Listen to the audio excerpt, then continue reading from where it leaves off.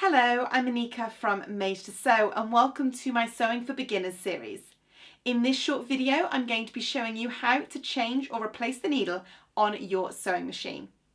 If you'd like to learn more about what type of needle you should be using, how long you should be using that needle for, then follow the link to my corresponding video here. Now you should have a little bit of a screw on the top of the needle bar here. It might be a screw like it is here. You might even need a little screwdriver or a tool in the kit that came with your sewing machine. You will want to undo this. Generally, that's turning it to the left.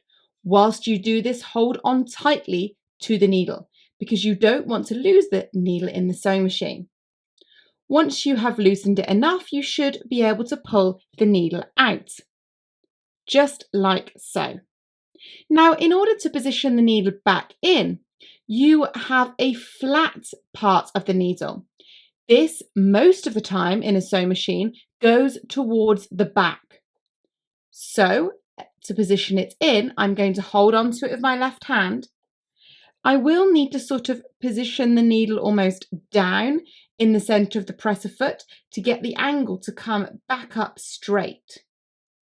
And I'm going to try and find the hole for the needle. You might want to get visual with this and get quite low so that you can see where the hole is for the needle and where you should be inserting the needle.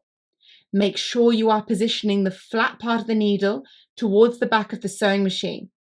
And the most important thing here is that you really make sure that the needle is as high as it can go. Make sure that your screw is very, very loose or as loose as it can be to allow the needle to go as high as possible. Once you're happy that the needle is as high as it can go, you can retighten the screw, either using your fingers or perhaps the tool that's come with your sewing machine. You must make sure that this is very tight so that the needle does not drop out whilst you are sewing. And there you have it. That is how you replace or change your needle. The next question is going to be how often you should be changing your needle. Thanks for watching. I really hope you enjoyed the tutorial.